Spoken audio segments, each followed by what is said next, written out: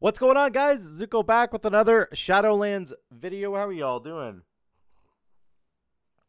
I hope you are doing very well. We are going to talk about Grimrail Depot. This is basically the last dungeon that I haven't given a guide on yet. So I want to give you guys a quick run through of Grimrail Depot, how to do it, some tips and tricks here and there, some stuff that might not be so obvious at first. There are some tricky things about this dungeon.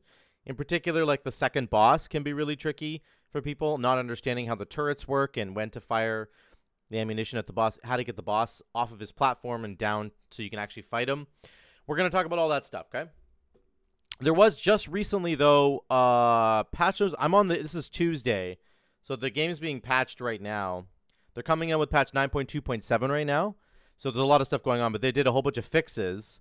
The only thing they did to Grimrail is the 50,000 volts cast time is going to go up. I'll show you that right here in a second. That's at the very beginning of this dungeon. So we'll talk about that in a minute. Okay? Otherwise, I am doing kind of a wonky chain harvest. I was doing a chain harvest Skybreakers build. You can see right here. So if you are interested in what build I'm running, that's not the point of this dungeon, but that is the build that I'm running. It doesn't end up doing a lot of damage. That's the bottom line. I tried stacking crit throughout the dungeon with the Shrouded Mastery, and it ended up being like just not very good. I don't have a lot of crit gear to start with, so my flame shocks were critting a lot, but that was about it. There's a couple cool moments with this build, and I'll show you those when we get there, but otherwise it's not super fantastic. Here's the opener. There's a bunch of trash right in front of you, and there's technicians in here, and they're very, very dangerous. This is the technician right here. He's going to start trying to activate this bomb. So he's doing it right now. You can see him channeling on the bomb. This is interruptible, and you need to interrupt it. So you need to, like, paralyze him or stun him, whatever. Trap him with a freezing trap. Whatever you got to do. Stop him from activating the bomb. Otherwise, this will happen. He'll take all of your health away. This is only a 13. So, like, it is a fortified 13, so it does more damage. But, like, on the higher keys, that will one-shot you, whether it's fortified or tyrannical. So just make sure you stun that guy so he doesn't activate the bomb. That's the main thing. They will also cast 50,000 volts. That's what I think these technicians do as well. Let me look at it here if he starts doing it. That's the ability that got... he's activating it again. Like somebody must have... There I stun him right here. There, we stop him this time. Because we're not dummies, you know. But 50,000 volts is the other ability. And it just got nerfed a little bit. The cast time on it is gone up. So it'll give you a little bit more time to kick it. Let's see if they do it in the next pack here. There's a lot of, like, it's very tight corridors in this dungeon, you know. It goes without saying. This dungeon has incredibly close corridors that you have to be very careful of. Okay. But anyway, there's 50,000 volts right there. You can see it. Let me just show you. He goes to activate something, somebody stuns him. Then you have to kick 50,000 volts, right? So just make sure you're kicking that stuff and interrupting it, making sure that they can't get their abilities off. That's the main thing at the beginning. Then you're going to fight the first boss. It's Rocketspark and Borka. Borka's the big ogre-looking dude. Borka the Brute. So basically you're going to start off killing Borka, and you're going to dodge those missiles. If you don't dodge those missiles, you'll die, by the way. Rocketspark is just going to keep jumping around to get a better position. That's the ability that he's casting, and then he's going to keep launching these rockets. If you get hit by those rockets, you're dead. Honestly, you are dead. Then he's going to jump up on top of these boxes, and the tank has to make Borka slam into these boxes and make the... There it is, mad dash. So he's going to mad dash into Rocketspark. Now Rocketspark falls down, and then we can start killing both of them. This is when we pop Lust. This is when you want to be doing as much damage as possible. Borka has like 3 times as much health as Rocketspark does. So you want to just beat up Borka until Rocketspark lands on the ground, and then you're kind of good to go. Chasing Rocketspark around is not really a good idea. That's the bottom line. It's really not a good idea. Because you just waste a lot of damage. So you do want them to die at a similar pace, but they will if you just kind of do the fight properly. If you just beat up Borka until Rocketspark gets knocked down off of the platform, and then, you know. So, yeah. You don't want to DPS you don't want them to die, like, you want them to die very, very closely at the same time. If you don't, they get enraged, and it really, really hurts. As soon as you're done this boss fight, you'll run into the mini-boss, the Shrouded Miniboss for this dungeon. So it's kind of nice. You can just do them in this little boss arena. Make sure you're getting the Hypnotic Bat, of course. Make sure you're kicking Blood Siphon. And that is the that's that little fight there, all done. Now this little, you have to run up these stairs. It's kind of like a mini gauntlet. It's very annoying because these guys are launching fireballs. Don't get hit by these. They do so much damage. You have to be patient on this part. Just be patient and do it properly, or else it's going to end up, you're going to end up being very frustrated. So kill these bomber guys. Somebody fell. I'm going to heal this guy then. The healer fell off, so I'm healing people to keep us alive. Once you're through, you will trigger the train event. You'll jump on the train. Yeah, the damage is interesting. I'm not as excited about the damage on this one. I don't know. I don't think it does as much. But we'll have to see. Like, we're not all the way through yet. We don't have max crit. It does not do as much. That is the conclusion. Now you're on the train, and this section is, like, very claustrophobic, right? These guys do a big flamethrower that you need to watch out for. It's a frontal flamethrower. Do not stand in it. You have to watch out for that. And then, obviously, there's the Carrion Swarm coming from the Nathrezim guy. There's just a lot of, like, crap on the floor. There's going to be Sanguine here on the floor. This was Sanguine week. This week right now is not Sanguine. So this will be a lot easier in the week that we're in right now because it's Tyrannical week and it's not Sanguine. So just keep that in mind. The affixes really do matter on this train. But again, it's just pure claustrophobia. Like, I need to pull my camera angle, and it's actually bugging me so much right now that I don't do it. But just be very careful about your positioning. These guys do like a flame wreath on the ground that you can see it right now. It's just coming out. I'm standing in it. I'm not realizing it because we have a fire mage who's put flame strike down, and I can see his flame strike as well. So then there's this the sleep circle back here that I don't want to get hit by. It just gets really nasty, guys, and you have to just be very, very careful and just do your best to work around it. It just gets so nasty with the. This is like a crazy ideal scenario for my Chain Harvest build. The damage here is pretty strong. We get up to about 30k, and we almost maintain 30k from like 25 to 30 basically. But the Chain Harvest cooldown is wild. It ends up being like about a 10 to 15 second. There's a 30. Yeah, we're doing 35k right now. So we got 3 Chain Harvests off in this entire fight. It's crazy. It's really crazy. So really cool stuff there with the build. Again, you're going to kill this trash. Just take your time with it, guys. You don't have to rush it. You have lots of time to complete this key. And if you try and rush through these packs because you think you need to, it's not going to be a good time, I promise you. These guys do Blackrock Mortar, which is what the boss will do. It's like a targeted AoE circle of damage. It's really nasty. You don't want to stand in it or you'll die. God. It just, this train is just as claustrophobic as you think it's going to be. But you just got to take it slow, and you will get through it. We end up dying here. I got to run back. Okay. And let me just skip ahead all to the boss here. Okay, this is the second boss. This is Nitrogg Thundertower. So this is, I think, maybe the most complicated boss fight for people to understand and to do correctly. There's multiple things going on that you need to understand. At the beginning here, he's just going to fight you by himself, and he basically does a big slam, a targeted slam. So he's going to turn and throw it towards somebody. And he does it right now. Blackrock Mortar. So he turns towards an ally, and he starts throwing mortars. What you have to do, as soon as he turns to do this ability, you need to get out of the way. Whether or not you're targeted, just don't be standing near anybody else. It's hard to tell who he's targeting. Like, he's targeting that guy. I just move out of the way here. See? Move right out of the way. And then you won't get hit by it. It's actually not that hard to dodge this ability. It does a lot of damage on Tyrannical. Okay? I think it's harder. Okay, he's gone. Then he's going to jump away and activate the rest of the ship, the rest of this encounter. So the walls will come down here, and you now can move forward. Now, the turrets will come out. He is going to fixate on somebody for the rest of the fight. It'll be a random person every 20 seconds or so. You have to beat up these ads. As you kill these ads, they will drop gear on the ground. They'll drop ammunition like shrapnel and that kind of stuff. One of the pieces of gear that they drop can be used in the turret. Is still really strong.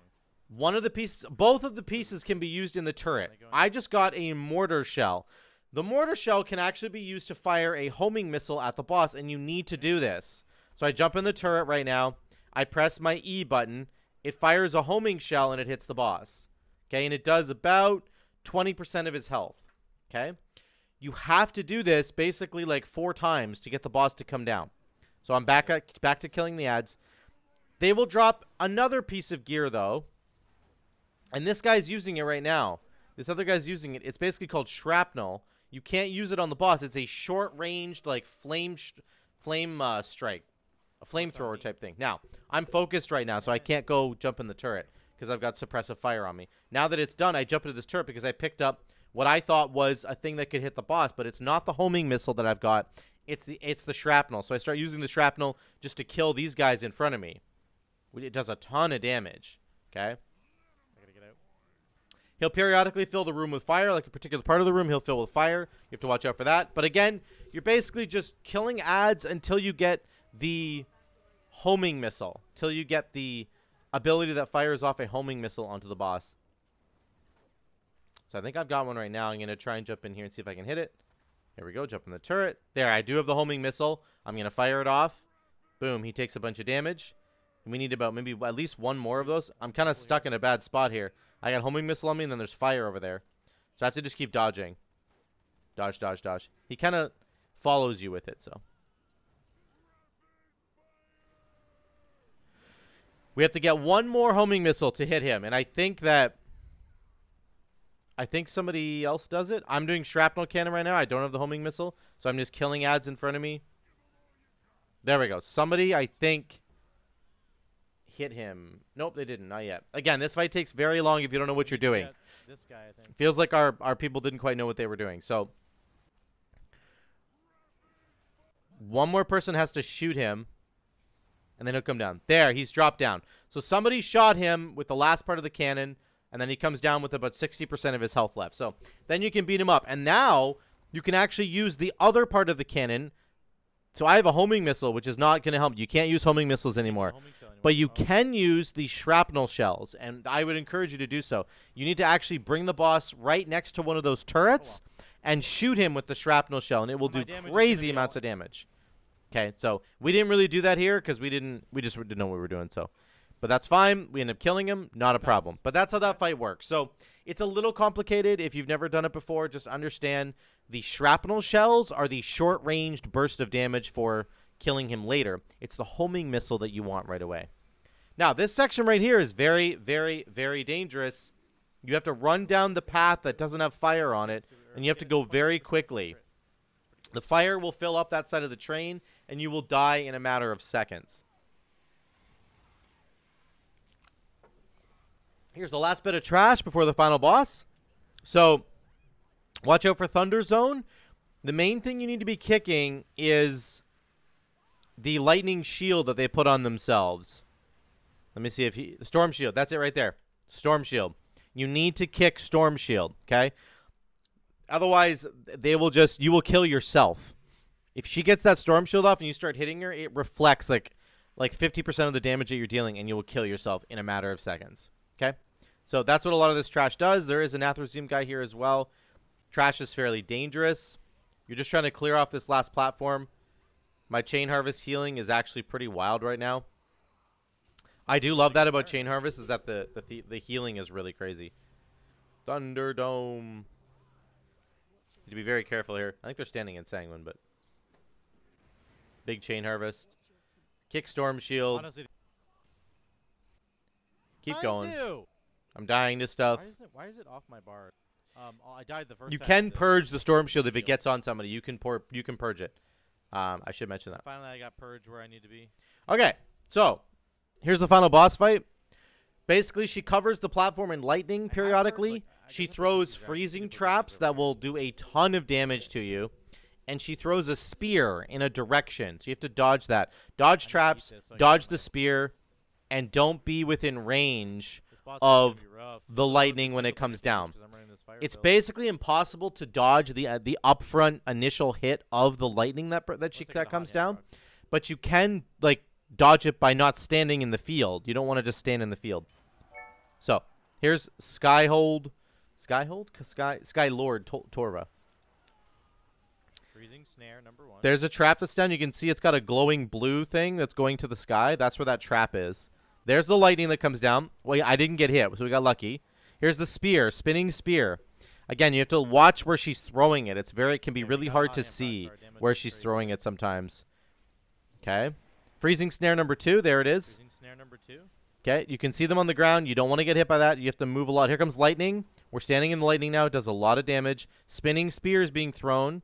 I actually can't tell where, but it's going over there. This is the entire fight. Rinse and repeat over and over again. The lightning does gradually fill up more. You got odd hand proc? I'm standing in a snare right now. I didn't even realize it. Actually, no. This guy stood in the snare. So that paladin stood in the snare, and it's got an AoE detonation. Watch this again. The bubble from the pally wears off. Now he's standing right in a snare right here. And he gets hit, and it hits all of us in melee. So I have to pop my defensive because the lightning's coming right now. Pop my DR. We're okay. So I stay alive.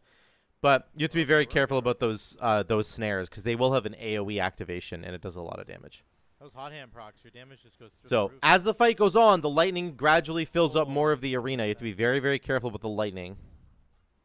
There we go. There's more of it. Oh, watch out. I just get out of dodge, cast another Chain Harvest to heal everybody.